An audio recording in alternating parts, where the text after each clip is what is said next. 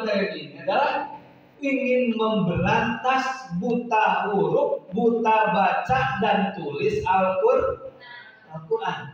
Maka untuk memberantas buta baca dan tulis Al-Quran ini adalah berarti harus disiapkan bagaimana generasi ke depan insan-insan manusia di Kabupaten Ciamis ini tidak ada lagi yang buta baca Quran, yang buta tulis Al-Quran.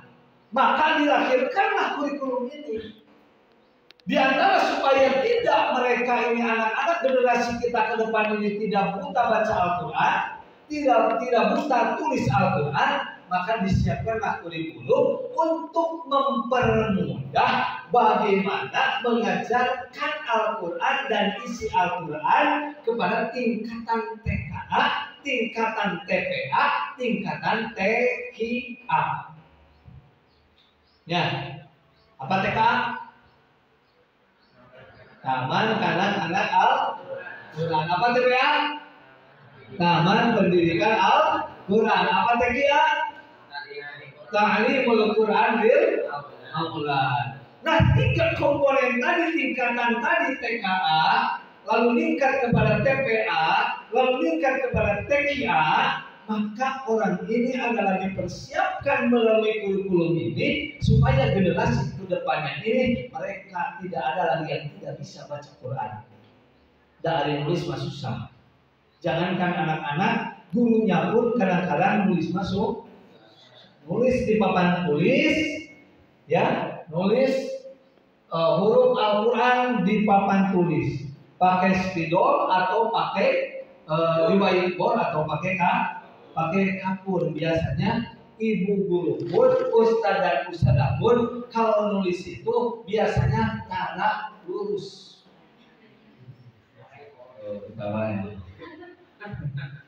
Jadi kalau nulis dari kiri, dari kanan ke dari kiri ke kanan. Kalau nulis Arab ini kurang dari atas itu ke bawah. Tinggalin, ya kan? Maka anaknya pun nanti jangan salahkan kalau anak di dalam bukunya, walaupun bukunya sudah ada garisnya, anak kita ini nulis ke bawah. Kenapa? Karena mencontoh apa yang ada di dalam papan. Maka hati-hati ustaz dan ustazah kalau nulis di papan tulis, karena anak kita yang diajari ini adalah masih dalam rangka mereka usianya usia meniru. Maka apa yang ditulis oleh ibu dari kanan, dari atas, tapi ibu ke bawah tulisnya ustaznya. Hal kedua lurus lagi, tapi naik ke atas. Begitu ya. Maka jangan salahkan kalau anak-anak kita di dalam bukunya begitu tulisannya. Yang salah murid kita, santri kita, atau kita yang salah? Kita yang salah. Jangan salahkan kalau di dalam buku anak menulis, di situ menulis huruf sa atau menulis huruf sya, itu giginya hilang 1. Kenapa? Karena ibu gurunya nulis di papan tulis, sa-nya ini giginya nggak ada 1, yang seharusnya 3 hilang 1. Maka anak nulis di dalam bukunya giginya juga sama nggak ada. Maka di sini harus hati-hati ibu. Kenapa? Anak masih meniru. Maka kalau yang tulisannya kurang beruntung, jangan nulis di papan. Tahu kurang beruntung? Kalau tulisan ustaz dan ustazah kurang beruntung, maka jangan cuma nulis di dalam papan tulis.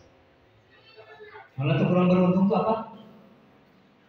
Kalau saya sebutkan, kalau jelek, kan ibu nyeri hati. Sakit ya? Sakit hatinya. Maka saya sebutkan, kalau tulisan ustaz dan ustazah kurang beruntung, maka jangan nulis di papan. Pakailah teknologi. Sekarang kan ada printer, ada laptop, ada e-fokus. Mendingan dari rumah itu tulisan Arabnya di print dulu, lalu tempel di papan tulis. Kata guru karena anak kita, wih hebat banget itu tulisan ustazah, gitu kan? Tapi kalau jelek, anak bukan tidak ngomong, tidak mau protes, cuma nggak berani. Maka kalau juga anak kita ini kurang beruntung tulisannya, jangan salahkan anak. Kenapa? Karena tulisan ustadznya pun kurang beruntung. Maka tulisan anaknya pun jadi kurang beruntung. Jadi kayak begini, gak benar gitu tulisan kapnya itu. Maka anak pun bakal begitu nulisnya. Ya. Nah ini, makanya di kurikulum ini adalah karakternya itu harus muncul. Karakter apa? Menulis dengan baik dan benar, ya kan? Nulis Quran baik dan benar, nulis terjemah dari Quran pun baik dan benar. Kenapa? Karena nanti akan ditiru oleh anak, maka akan membentuk karakter anak pun akan seperti apa yang kita ajarkan. Jika kita mengajarkan A, maka anak pun akan A. Kita mengajarkan anak B, maka anak pun akan menjadi B. Kita mengajarkan anak C, maka anak pun akan menjadi C. Kenapa? Karena sudah terbentuk oleh karakter seorang pengajar, seorang ustadz dan ustadzah ketika mengajar itu, maka karakter anak pun akan mengikuti karakter apa yang diajarkan oleh gurunya. Jadi kalau berulang-ulang terbentuk tulisannya, maka pakai apa? Di print lalu ditempel. Maka nanti anak akan kagum, mantap banget tulisannya ibu guru. Ya kan? Nah ini dia. Nah ini fisiknya. Jadi diambil dari sini kurikulum ini. Jadi adanya kurikulum itu adalah untuk mempersiapkan semua ini. Makanya pakai kurikulum. Walaupun tidak baik-baik amat, tidak benar-benar amat, dan tidak ada yang benar dan tidak ada yang sempurna. Namanya kurikulum ya. Saya dulu juga saya belajar di pesantren, kata ustaz itu nggak pakai kurikulum, ya kan? Pakai kurikulum nggak? Kata siapa nggak pakai kurikulum di pesantren? Walaupun pesantrennya di Kobong, walaupun ngegepor gitu ya, jadi santrinya belum ada sekolah dulu. Saya kan ngalamin juga pesantren tanpa ada sekolah, ngalogat kitab. Pasuna ya piro-piro pasang suici. Ya sedikit bisa, walaupun hitung sampai hari ini pun hanya bisa satu hitungan hitungan uang saya sampai hari ini bisa satu bahasa Jawa. Cuma satu-satunya apa? Patang atau sekat. Masuk segitu-gitunya. Gak pernah tahu lagi bilangan yang lain. Ya, kenapa? Karena dulu pernah diajarin itu berapa sih bahasa Jawanya 450 patang atau sekat. Patang atau sekat ya. Seperti orang Jawa. Kenapa? Karena lidahnya pun saya lidah orang Sunda. Maka kalau ngomong patang atau sekat nggak enak didengar. Beda dengan orang sini ya. Karena kebanyakan orang sini itu orang Jawa Barat, tapi kebanyakan bahasa Jawa Tengah. Ya kan? Tapi orang Jawa Barat gitu. Provinsinya Jawa Barat, bahasanya Jawa Tengah, apa-apa. Kolaborasi. Ya, tapi ada yang istrinya orang Sunda asli kan? Ya kan? Ada yang suaminya orang Jawa Tengah, tapi istrinya orang Sunda asli. Ada yang istrinya orang Jawa Tengah, tapi suaminya orang Sunda asli. Bisa ngomong bahasa Sunda? Bisa? Hah? Botan. Salit. Di bawah botan. Botan-botannya dari dulu. Ini kurikulum ini yang di sini ya. Makanya. Bapak sekalian yang dirahmati oleh Allah Subhanahu wa taala. Nah, kembali lagi ke kurikulum tadi ya. Nah, ini adalah kurikulumnya. Nah, dari mana lagi? Nih yang menjadi motivasi adanya kurikulum 2020 itu adalah ini. Kenapa? Kita ambil daripada ikrar santri. Ikrar santri yang dulu kan sudah salah itu, udah direvisi ya. Ikrar santrinya itu udah direvisi. Ikrar santri. Bismillahirrahmanirrahim.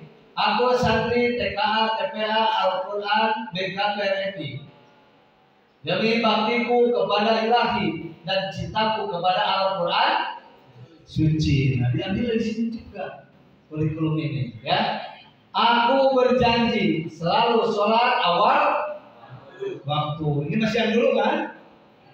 Sudah. Hah? Masih yang dulu? Sudah. Nah. Kalau yang dulu apa? Rajin sholat. Rajin sholat sepanjang.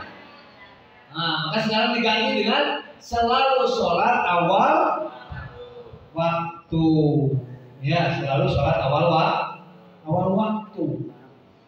Walaupun gurunya Akhir waktu. gitu ya. Saya pakai kurikulum sholatnya. Sholatnya juga pakai kurikulum. Walaupun tidak pakai guru juga nggak apa-apa.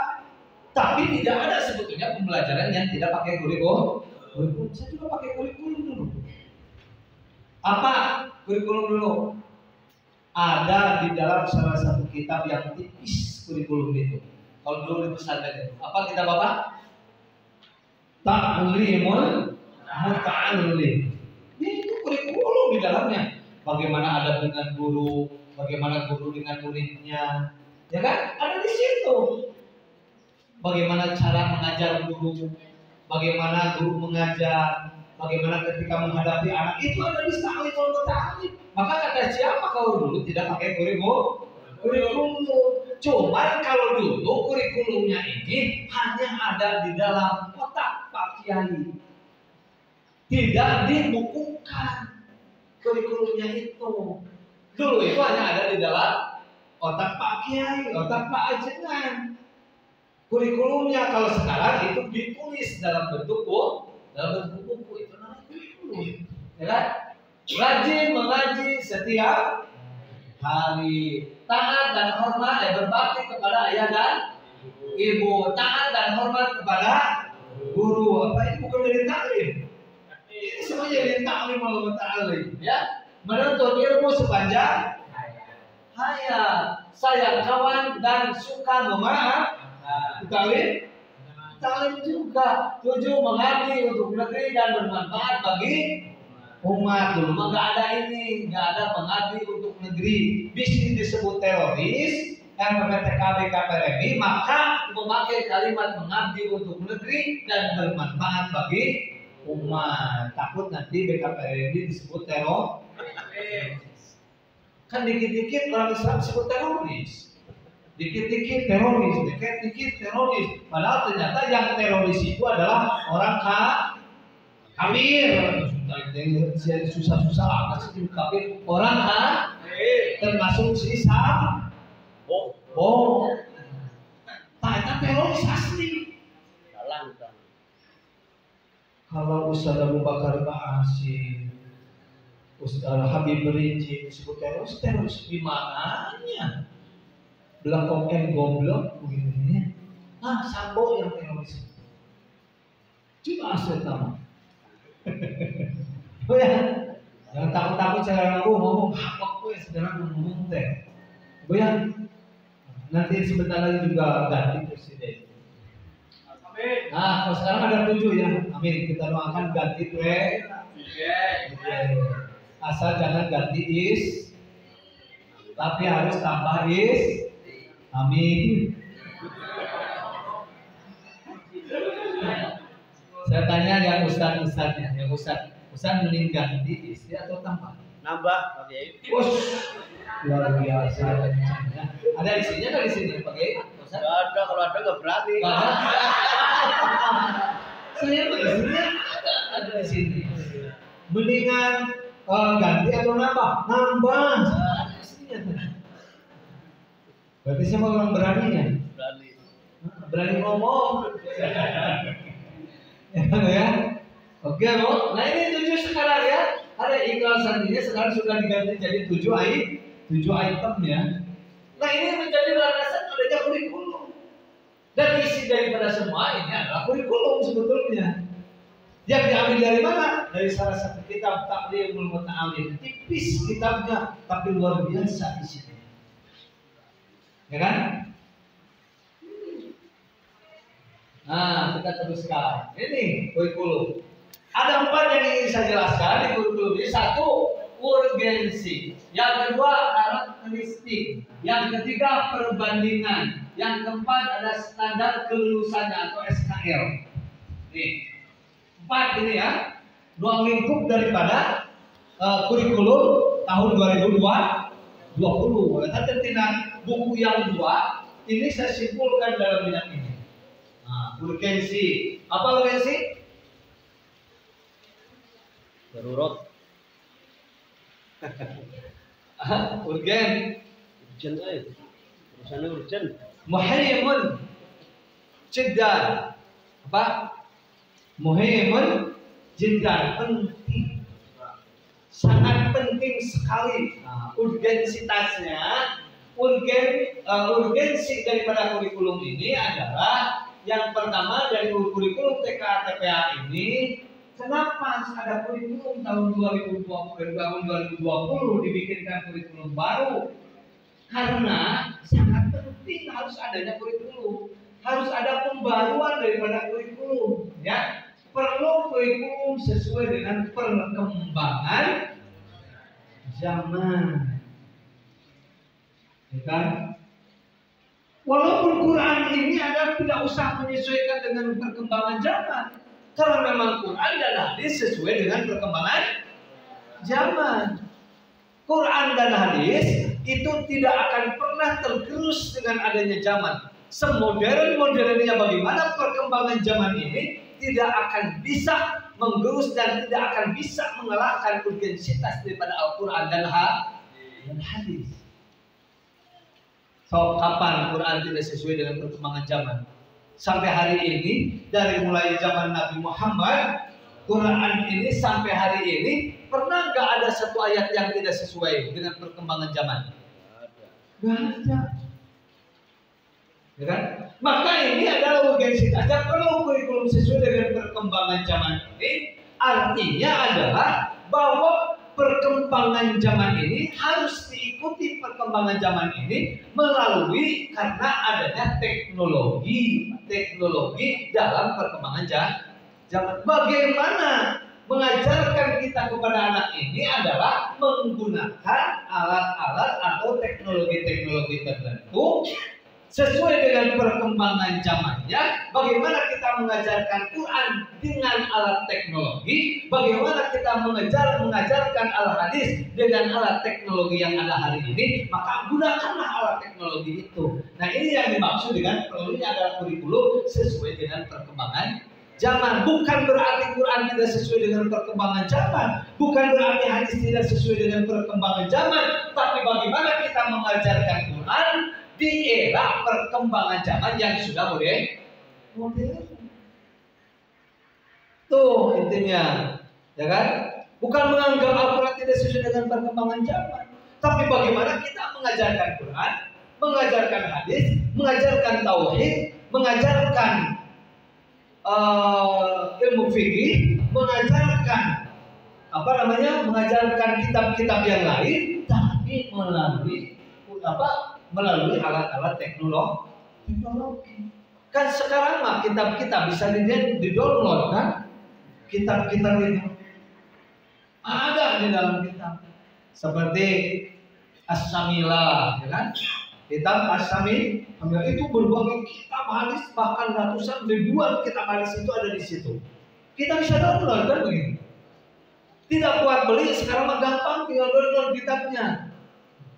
Kalau nggak kuat beli, ya kan? Tapi tetap bahwa kitab-kitab turos, kitab-kitab yang ada hari yang harus kita baca ini adalah dalam konteks pemahaman bagaimana memahami kitab ini, bagaimana kita bisa membaca kitab ini, bagaimana kita bisa membaca kitab Ukhdul J, bagaimana kita bisa membaca kitab Hifatul Akhyar, bagaimana kita bisa membaca kitab Bulughul Maram, bagaimana kita bisa membaca kitab Fathul Bari, Subulus Salam, Tafsir, Ulumuddin dan sebagainya. Itu adalah konteks kunci utama adalah kitab-kitab turos melalui buku-buku konteks yang ada, itu adalah merupakan kuncinya. Tapi kita pun melek dengan adanya internet. Kenapa? Karena pengkafiran, karena pemurtadan. Orang-orang muslim ini adalah bisa keluar daripada Islam adalah melalui perkembangan teknologi. Maka dengan era teknologi itu orang Islam, orang muslim, kiai, ustaz, ajengan wajib melek internet. wajib melek teknologi. Kenapa? Karena sekarang tidak terang-terangan mereka mengkafirkan kita, memurtadkan kita itu adalah tidak terang-terangan, tapi melalui media sosial, melalui teknologi. Maka kita pun harus menguasai teknologi, ya kan? Ketika mereka misalkan mencerca Islam di dalam media sosial, lawan oleh kita, ayo kita tulis lagi, kita lawan melalui WA, kita lawan melalui Instagram, itu kan? Maka mulailah di situ teknologi. Maka kata siapa teknologi itu haram, bahkan wajib menurut saya ini para ulama, para kiai, para ustaz, para cendekiawan muslim, para santri, ustaz-ustaz TKT ya, menguasai teknologi. Kenapa? Karena mereka mengkantar kita setiap hari, setiap detik, setiap menit, setiap sekon mereka itu mengkantar kita. Saya mengajarkan kepada anak pun adalah ini perlunya agar kurikulum sesuai dengan perkembangan zaman. Iya, kalau dulu iya, saya juga belajar kitab itu kan logat ya, Ustaz, Kiai. Pasul aja eta bahasa sahiji, arkanul imani al-pira-pira rukun iman. Kan begitu dulu. Wah, menipis penuh dengan tinta apa? Apa sih namanya tuh? Bau deh. Tintanya juga bau ya. Oh. Ya, mangsi luar biasa itu. Mengalami saya juga. Kita penuh dengan coretan-coretan begitu kan. Sampai ini di tengah lagi luar biasa kan. Ketika kita melihat kitab, ketika kita dulu belajar melukat kitab, masya Allah. Ini saya dulu belajar begini ya. Nempel. Kan? Luar biasa kan. Nah ini dia. Maka sekarang ini adalah kurikulum ini adalah menyesuaikan dengan perkembangan zaman. Ini pentingnya begitu. Pentingnya kurikulum TKTP. Yang kedua, adanya pemikiran baru mengenai proses kegiatan belajar mengajar. Nah, supaya guru ini adalah menjadi guru yang kreatif. Guru yang kreatif ini adalah selalu dia berpikir bagaimana cara mengajar anak ini dengan proses kegiatan belajar mengajar yang baru begitu misalnya. Salah satu contohnya begini. Ketika kita menghadapi anak, kok susah banget sih anak ini diajarinya? Kenapa sih? Begitu ya. Kok orang ini anaknya bareng, kelasnya bareng masuknya. Kelas 1 di TKA.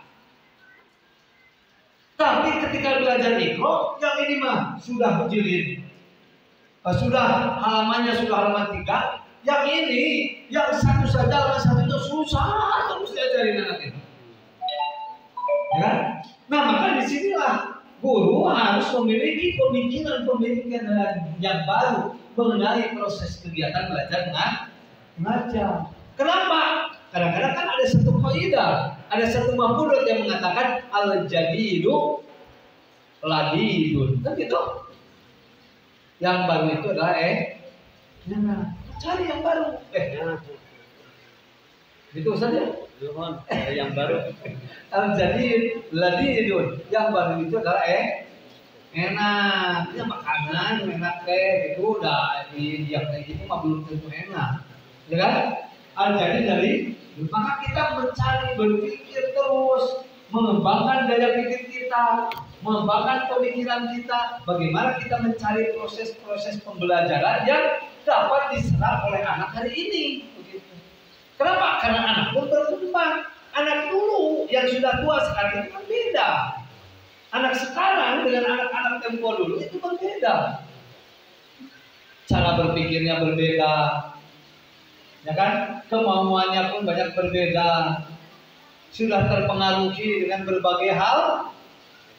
Perkembangan zaman tadi, teknologi yang sudah modern, sudah sudah terkontaminasi dengan handphone dan sebagainya.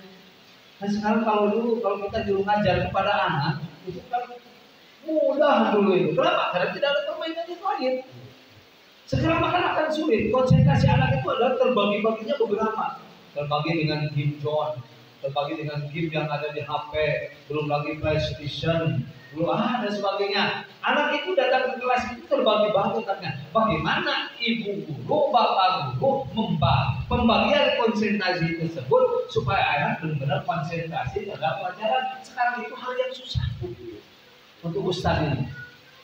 Untuk ustaz-ustaz itu supaya anak konsentrasi itu susah sekarang ini. Kenapa? Memang ke sekolah gak bawa HP. Tapi anak selalu ingat, nanti setelah belajar saya akan main ini. Setelah belajar main ini. Kalau dulu kan setelah belajar, nanti saya datang ke rumah akan mengulangi pelajaran saya karena tadi di kelas saya belum bisa. Maka saya nanti akan mengulangi. Itu dulu begitu. Saya dulu begitu. Kenapa? Karena belum ada media sosial. Karena belum ada HP. Maka ketika kita di sekolah, kita ingat, oh nanti saya akan belajar lagi sungguh-sungguh nanti.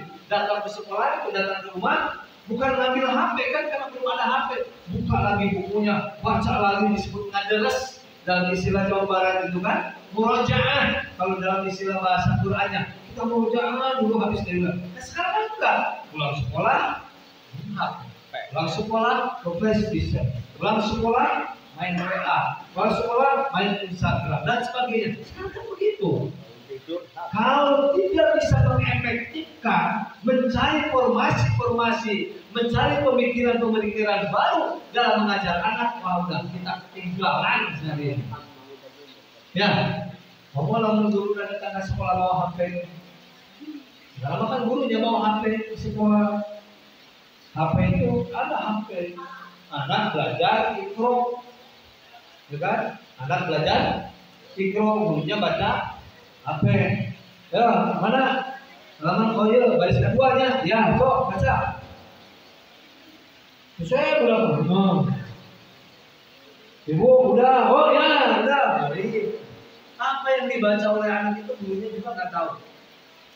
Kenapa? Karena gurunya di sekolahnya bawa HP. Tolong nanti HP simpan di rumah ketika mau ngajar TPA, TPA. Bilangin kalau ustadzah ke suaminya di Pak Beb, apalah pokoknya bilangnya ya, HP simpan dulu aja di rumah. Dan nanti mengganggu saya untuk mengajar. Siapa begitu Bu? Kenapa? Kali itu godaannya luar biasa, ya. Perlu mencari tempat yang baru. Perlunya ada indikator sebagai acuan dalam proses evaluasi pembelajaran.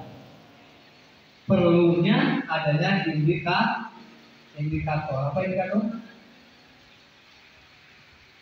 Capaian. Hah? Hasil akhir. Acuan ya dalam pencapaian anak. Untuk apa indikator ini? Indikator ini ada sebagai acuan dalam proses evaluasi pembelajaran. Yang dievaluasi itu siapa? Anak didik. Yang dievaluasi itu bukan hanya anaknya, tapi bagaimana kita juga mengevaluasi guru dengan guru itu mengevaluasi. Maka setelah belajar, setelah mengajar anak sudah pada pulang semua, maka adakan kelompok terlebih dahulu guru itu di kelas. Mengungkapkan pengalaman setelah tadi mengajar atau ada guru yang mengeluh. Ustaz, tadi mas saya menemukan anak begini-begini gimana sih? Saya bingung tadi ngajarinnya. Nah di situ evaluasi. Maka perlunya dari indikator ini adalah sebagai acuan dalam proses evaluasi pembelajaran. Sok dievaluasi di kelas itu untuk menemukan solusi-solusi pemecahan masalah yang terjadi di kelas masing-masing. Sharing dengan guru. Ini Pak Guru, anak-anak sakit pulang, kita juga sama aja pulang. Gak pernah ada evaluasi, apalagi tadarus dulu gurunya kan gak ada. Anak pulang, kita tadarus dulu, ya kan? Satu ayat kan lumayan tuh. Ustaznya tadarus dulu di dalam kelas, ya kan? Di kantor atau di mana begitu, di sini misalkan, ya kan? Tadarus dulu. Setelah itu evaluasi dulu. Gimana tadi oleh kepala sekolahnya? Gimana tadi di kelas ini di kelas TKA ada masalah nggak? Iya Pak, ada masalah ini gini. Sok pecahkan oleh semua yang ada di situ, kan enak. Sehingga kita mendapatkan solusi. Itu dilakukan oleh para nabi, dilakukan oleh para sahabat, dilakukan oleh para ulama-ulama dulu itu selalu begitu kalau sudah ngaji. Ya kan? Setelah ngajar santrinya itu, nah undang biasanya lurah santrinya, evaluasi oleh Pak Kiai, kan begitu dulu. Itu konsep-konsep dulu sebetulnya, cuma sekarang tidak pernah dilakukan. Nah ini perlunya adanya indikator sebagai acuan dalam proses evaluasi pembelajaran. Yang keempat, pentingnya kurikulum ini adalah bentuk perlunya karakter yang dibangun sejak dini. Makanya dengan adanya kurikulum ini, pentingnya kurikulum ini adalah bagaimana kita membangun anak, membangun karakter anak sejak usia dini, pembiasaan lah. Jadi sekarang itu harus lebih kepada pembiasaan, bukan hanya sekedar teori, bukan hanya sekedar dinyanyikan, bukan hanya sekedar diajarkan, tapi bagaimana anak ini adalah juga diberikan pembiasaan. Seperti apa pembiasaannya? Pembiasaan anak kalau di salah satu TKA TPA di Kabupaten Ciamis ada ya, di Cikoneng itu adalah sudah menerapkan tentang pembiasaan. Maka di rumah pun dia biasanya begitu. Tidak pernah anak ketika masuk ke rumah itu tidak mengucapkan salam. Sholat subuhnya gitu. Tidak pernah ketinggalan sholat subuh. Kenapa? Karena pembiasaan. Saya mengajari anak saja, sekarang itu saya punya anak, saya kelas 2, yang paling kecil, itu dari istri yang pertama. Dari istri yang kedua belum, karena istrinya belum ada yang kedua. Itu kelas 2 SD lah ya, kelas 2 SD.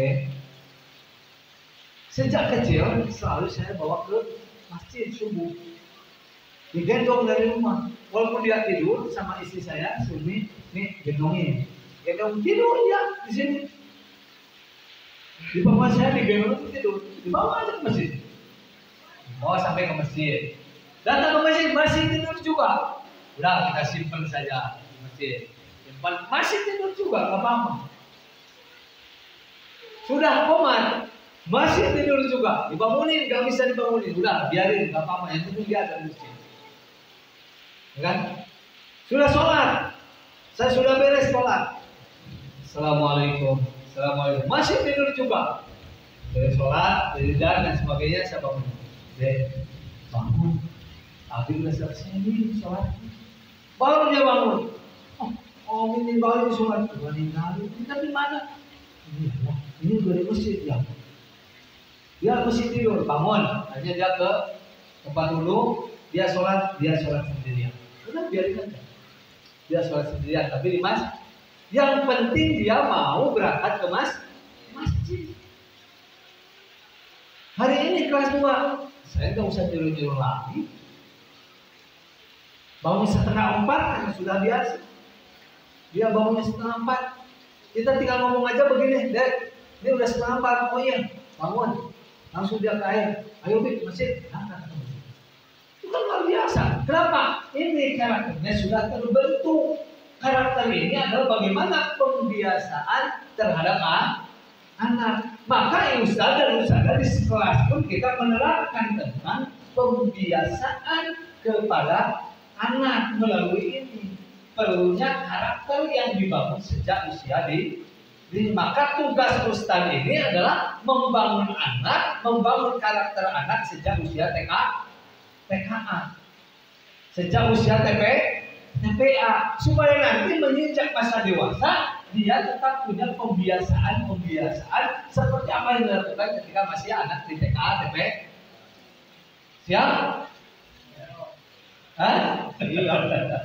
Harus siap begitu. Mengatur pembiasaan wudhu yang baik, pembiasaan sholat tepat waktu. Dengan dibiasakan salam, bukan hanya diajarkan.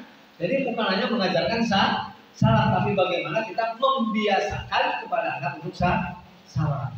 Ada satu lagi yang unik. Anak saya biasa diajarin pembiasaan salam. Kalau tidak salah masuk rumah, Assalamualaikum. Kebiasaannya begitu. Saat waktu tidak salah, saya ada di rumah. Tidak salam, di ujung muka pintu. Diam dulu. Apa Bi? Salam nggak barusan? Balik lagi dia keluar. Ayo keluar lagi, balik lagi. Balik lagi dia keluar. Lalu ketok-ketok. Assalamualaikum, waalaikumsalam, silakan masuk. Lalu dia masuk. Apa yang terjadi? Karena sudah biasa, maka ketika ada seorang ustadzah, seorang guru, kebetulan masuk ke rumah saya. Datanglah guru masuk ke rumah saya. Tidak salah, ada anak saya di situ. Ibu kok nggak salam? Balik lagi sana. Kenapa? Karena saya ajarin begitu. Belum kamu bengetna bias malu dia. Balik lagi keluar. Assalamualaikum. Bari malu seorang murid. Kenapa? Karena dibiasakannya begitu. Kalau nggak biasa, damai-damai aja kan. Mau salam ke, mau nggak salam ke rumah. Tapi kalau sudah dibiasakan, itu satu waktu pernah seperti itulah anak saya. Saya tidak mau mencontohkan anak lain, ya, karena saya juga tidak tahu anak lain bagaimana. Itu kenapa? Karena dibiasakan mengucapkan salam, dan ketika dia tidak mengucapkan salam, maka saya suruh balik lagi keluar. Kamu nggak salam, balik lagi keluar. Balik dia keluar. Assalamualaikum, waalaikumsalam. Silakan masuk. Baru dia masuk kan giliran ada seorang guru yang tidak salam ke rumah. Ibu kok nggak masuk salam masuk ke rumah, balik lagi sana. Disuruh diusir lagi ibu guru, itu masih keluar lagi. Dia keluar lagi si ibu guru sampai dia malu. Dia setelah itu ngobrol Ustaz, saya malu banget katanya barusan. Kenapa Ustaz bisa begitu? Karena anaknya memang saya ajarin begitu. Maka pantas kalau datang orang lain rumah tidak begitu, tidak salah, maka pasti dia akan mengeluarkan orang tersebut. Katanya. Karena kenapa? Karena sudah biasa. Maka kalau sudah biasa dimanapun salam, mengucapkan salam, salim, itu sudah nggak usah lagi kita minta. Kenapa? Karena sudah terbiasa. Maka inilah tugas kita seorang guru, perlunya karakter yang dibangun sejak usia di apa ada di kurikulum ini. Ya, kita teruskan. Karakteristik kurikulum 2020 ini karakteristiknya ini. Satu, di dalamnya dilengkapi dengan KI, atau guru RA, sudah pada tahu ya. Ada guru RA, guru TK, PAUD, Kober dan sebagainya, ada ya. Nah ini dilengkapi dengan KI. Apa KI? Apa? Kompetensi inti. Ada KD apa? Kompetensi dasar. Dan ada indikator yang tadi untuk sebagai bahan evaluasi. Nah ini karakteristik dulu. Yang kedua, pembelajarannya adalah pembelajaran tematik. Kurikulum yang sekarang ini, kan? Pembelajarannya adalah tematik. Yang ketiga, ada 5 materi besar. Ada kan di buku itu 5 materi besar? Belum buka. Oh, baru dibuka, makanya baru tahu. Di dalamnya itu ada 5 materi besar. Ya. Yang keempat ada muatan karakter, penguatan karakter di dalamnya. Yang keenam berorientasi pada arti dan makna. Nanti ada di dalamnya ya. Terus yang ketujuh ada tahapan kompetensi inti, ada konsep iman. Jadi kompetensi intinya adalah konsep keimanan. Anak ini. Jadi penanaman tauhid. Ya, penanaman tauhid di dalamnya itu konsep keimanan. Yang kedelapan adalah ada modulnya, ada implementasinya, ada bahan ajarnya. Yang bahan ajarnya masih sedang digodok sampai hari ini. Nanti bukunya insya Allah terbit, bahan ajar untuk TKA, TPA, dan TKA. Oke, kita lanjutkan ini karakteristiknya ini. Dalam buku ini, kalau lihat buku makan pembeliannya, nyarinya juga lama, gitu. Ini sudah saya simpulkan di sini. Ini karakteristik kurikulum 2020. Selanjutnya, nah ini konsep generasi muda ini 5 yang disebutkan 5 materi besar. Apa 5 materi besar itu? Kan, hadis, iman, iman, Islam dan ihsan. Ya, ini materi besarnya. Ini 5 materi besar itu ini. Kan? Ya. klik lagi. Nah ini. Jadi 5 materi besar dari 10 itu diringkas menjadi 5 materi 5 materi besarnya adalah ini: Al-Quran, Al-Hadis, Iman, Islam, Ihsan. Di dalam Al-Quran ini adalah ada Quran, Iqra atau Quran, tajwid, surat pendek, ayat pilihan, surat pilihan, tahsinul kitabah. Walaupun di TKA belum diajarkan tajwid, tapi membaca Iqra sesuai dengan ilmu tajwid. Kalau di jilid 1 ini adalah semuanya dalam Iqra itu, jilid 1 itu dibacanya pendek-pendek. A, ba, ta. Jangan mengajarkan kepada anak a, ba, ta. Kalau salah di awal Iqra 1, maka ke Iqra 2, Iqra 3 itu nanti akan susah anak ini. Kalau tidak benar di Iqra 1. Anak dikenalkan dengan huruf-huruf pendek di jilid Iqra 1. Nah, makanya di sini adalah ada membaca Al-Quran sesuai dengan ilmu tajwid. Juga diajarkan surat-surat pendek di Al-Quran itu. Ada juga surat-surat pilihan, dan juga ada tahsinul kitabah, menulis dengan baik dan benar, itu disebut tahsinul kitabah. Yang kedua ada hadis. Hadis ini adalah diajarkan melalui doa dan adab atau doa dan adab di dalamnya, doa dan adab dan akhlak. Maka di situ adalah landasannya melalui hadis. Gitu. Oke? Ada juga iman. Iman itu di dalamnya ada tauhid. Di mana kita menjelaskan tentang rukun iman, terus pendalaman materinya tentang rukun iman. Misalkan rukun iman itu ada berapa? 1, iman kepada Allah. Iman kepada Allah itu begini kan begitu. Ya, hanya ada pendalamannya. Islam, maka di dalamnya ada fikih. Mengatur Islam itu adalah melalui fikih, adalah diajarkan tentang rukun Islam, dan juga adalah pendalaman daripada materi daripada rukun Islam. Ini. Terus yang terakhir adalah ihsan. Di dalamnya adalah tari sejarah, bagaimana tentang kisah-kisah Nabi, kisah para sahabat, ditambah juga dengan kisah-kisah inspiratif, ya kan? Tidak hanya mengajarkan kisah Nabi, tidak hanya mengajarkan kisah sahabat, tapi juga mengajarkan dengan kisah-kisah inspiratif. Ya kan? Kisah inspiratif seperti apa? Ya, keberhasilan orang-orang yang berhasil. Orang-orang yang berhasil itu bagaimana dia, misalkan kisah tentang seseorang menjadi kiai. Kenapa dia bisa disebut seorang kiai? Kenapa disebut ustaz? Kenapa disebut ajengan? Kan itu gelar yang tidak bisa diberikan oleh orang lain, kan? Karena gelar itu nanti akan diberikan oleh masyarakat. Ini adalah semuanya ustadzah. Ini adalah semuanya ustaz. Kan? Ajengan kan nggak usah diberikan sertifikatnya. Ini sertifikat ajengan, nggak bisa begitu kan? Karena ajengan nanti akan disebut oleh masyarakat karena merasa bahwa ilmu yang dia berikan kepada kita ini adalah mengajarkan tentang bagaimana kesempurnaan Islam ini. Al-yawma akmaltu lakum dinakum wa atmamtu 'alaikum ni'mati wa raditu lakumul Islam dinan. Islam itu adalah diajarkan, kesempurnaan Islam itu diajarkan, rukun Islam itu adalah diajarkan. Maka karena terasa oleh masyarakat kita menjadi benar, akhlak kita menjadi baik, sholatnya kita menjadi baik, tauhidnya menjadi kuat, maka dia layak mengajarkan itu, maka dia disebut kiai. Gitu. Dengan kriteria yang lainnya, ya kan?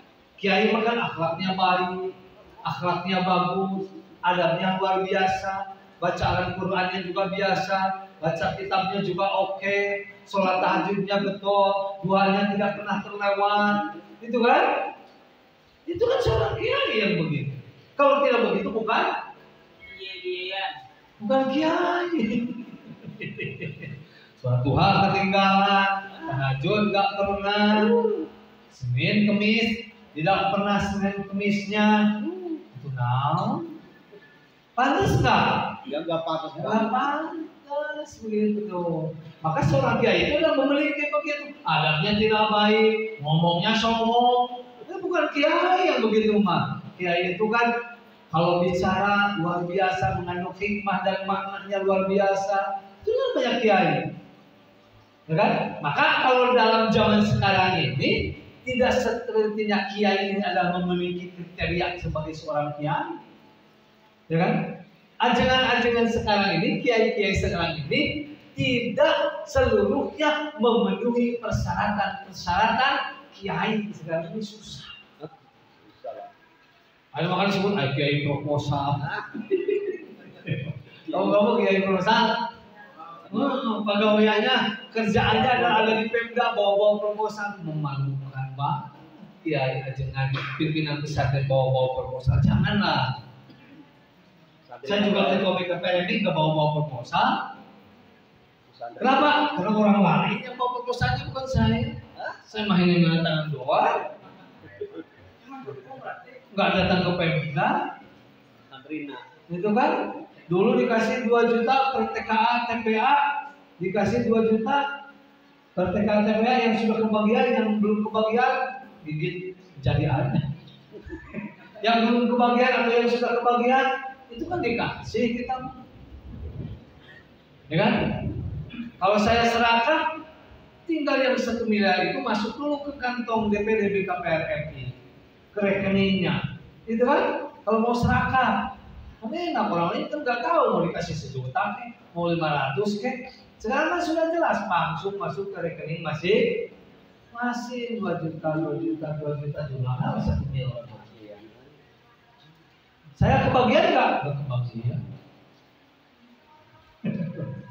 Ya kan? Makanya tadi saya sebutkan jabatan saya yang begitu banyak itu 99% tidak ada gaji. Yang ada gajinya 1%. Kenapa? Karena saya di kampus bekerja, mengajar di kampus, nah itu yang digaji. Ya kan?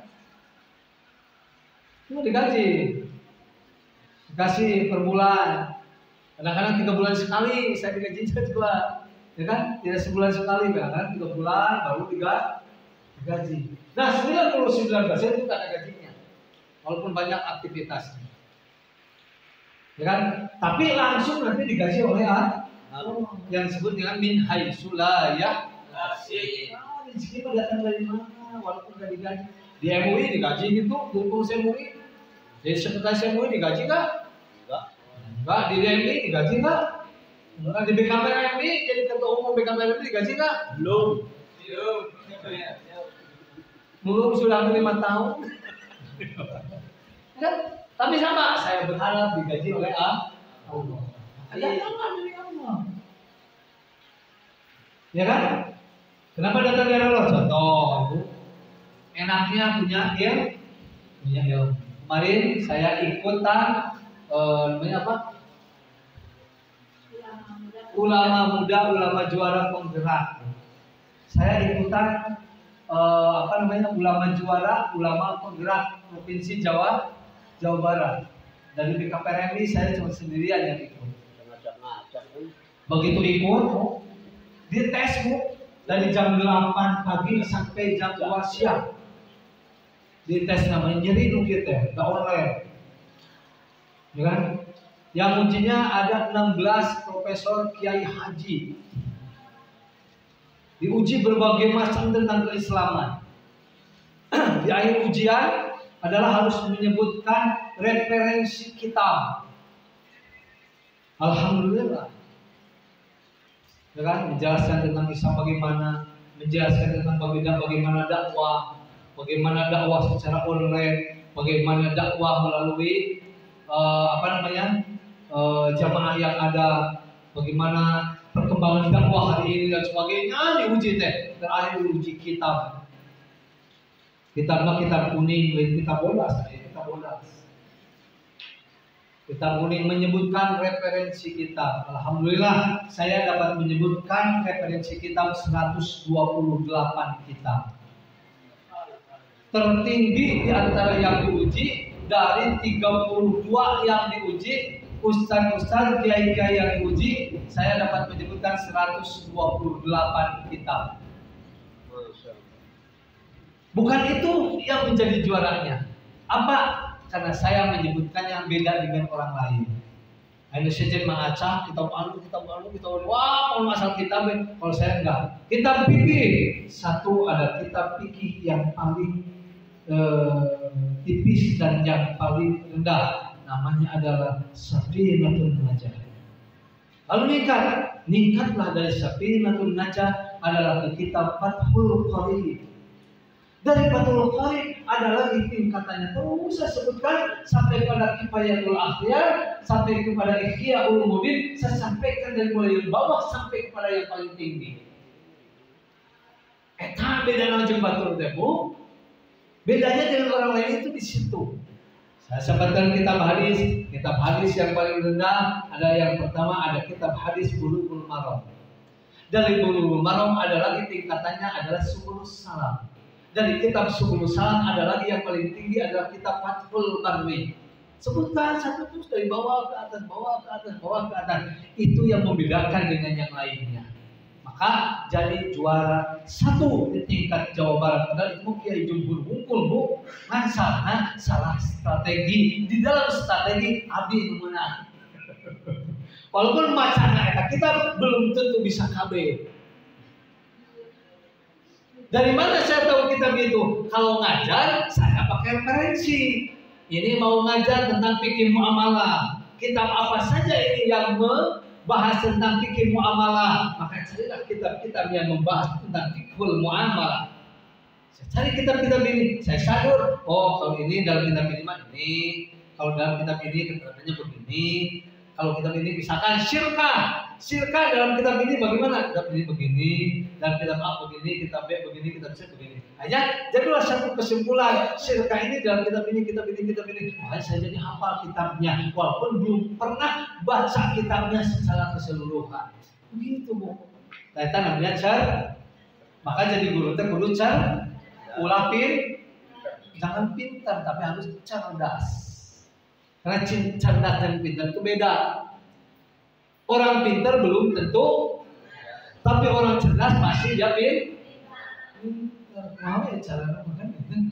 Orang cerdas pasti pintar. Yang di DASI, yang di DPR RI, yang di DPRD, yang jadi menteri, yang jadi presiden, semuanya pakai DASI, tapi belum cerdas. Mereka baru pintar. Kenapa? Karena tidak bisa membedakan mana uang rakyat, mana uang gaji dia. Uang gaji diembar, uang rakyat pun dihakan. Itu baru pintar. Jadi belum cerdas. Kalau cerdas, dia tahu dia ini ada uang gaji dia. Oh ini uang rakyat, berikan kepada rakyat. Nah, itu adalah namanya orang cerdas. Ini cerdas dan pintar. Ini cerdas dan pintar.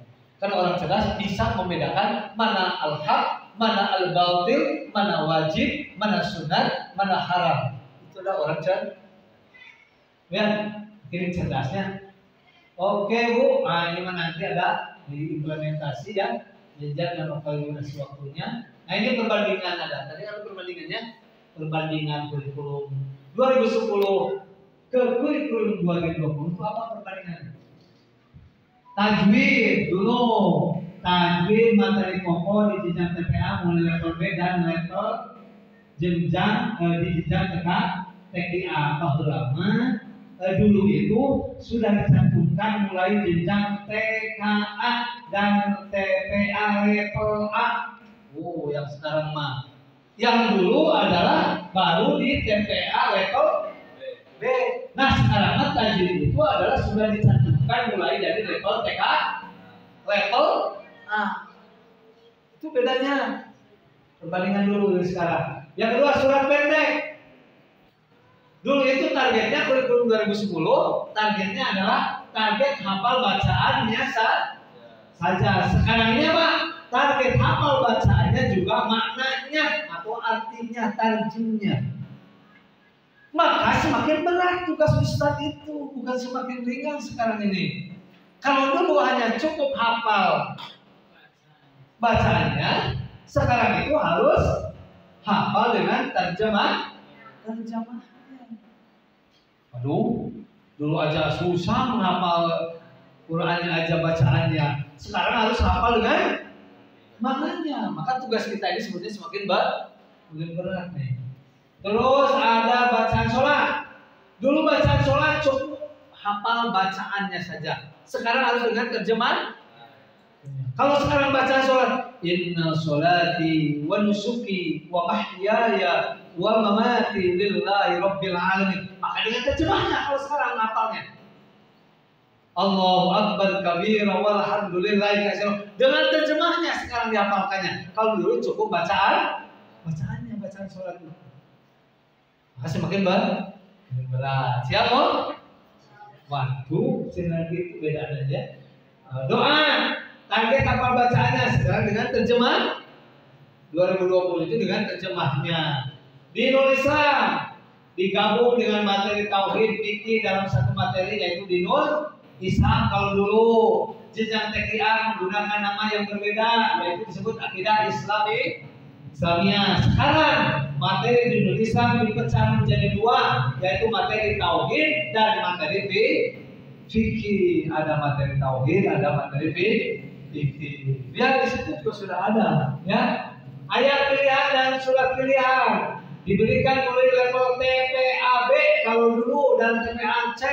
Sekarang materi ayat pilihan tidak hanya dihafalkan tapi santri diharapkan mengetahui makna dan terjemahnya dari ayat-ayat tersebut. Ya, makin berat. Ulangi cara apa?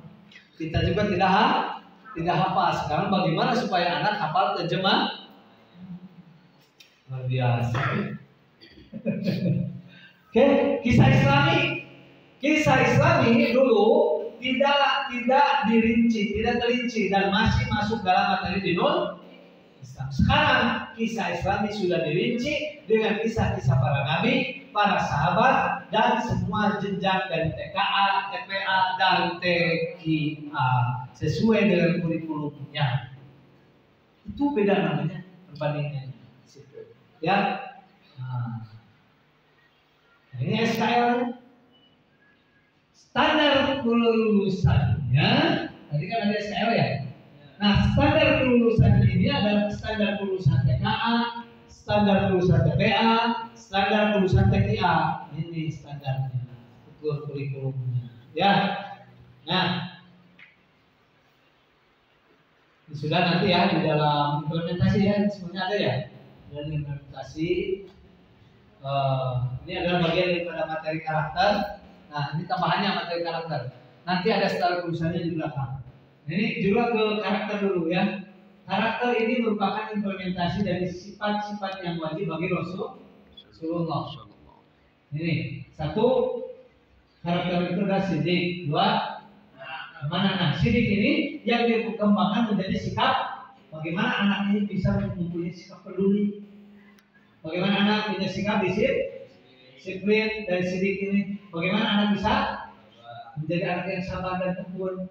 Amanah yang dikembangkan dari sikap amanah itu adalah bagaimana anak bisa saling menghargai, dua bisa teliti, ya tidak al-ajalah, tidak terburu-buru dalam segala hal, tapi dia teliti. Bagaimana dia memiliki sopan santun, sifat patona yang dikembangkan menjadi sikap pemberi solusi. Anak bisa memberikan solusi, antusias, aktif, kreatif dalam belajar. Jika anak kritis, tidak menjedok saja, ya. Jadi anak tidak menjedok saja. Apa menjedok? Bisa diam, ya. Nah, bahasa Banten, cicing gitu. Ya, tidak jedok dengan bahasa Banten. Jadi saya ingat dulu, ketika salah satu di pesantren, saya pernah menyantren di Jawa Timur, Bu. Ponorogo. Pesantren apa di Ponorogo? Kuliatul Mu'allimin Al-Islamiyah di Kota Ponorogo, Bu. Saya pernah pesantren di sana. Satu waktu saya ditipu oleh orang Jawa, orang Ponorogo, namanya Alimin. Kamu di Sunda jadi Alimin. Kan bisa bagi penolongan jadi ngalimin. Gua di maghdubi alaihim ngalamin. Ngalamin ya, itu ngalamin. Jadi amin. Amin gitu ya. Saya ditipu dulu. Makanya harus tahu bahasa itu begitu. Mas, sini. Kebetulan bagian dengan saya itu bagian di Qismud Diafah. Bagian yang menerima tamu. Kebetulan bagian keluar dan sedang ada di tempat pos ronda ya. Mas ini. Nanti kalau ada cewek cantik di sini, bilangin apa mas? Jangan tempe.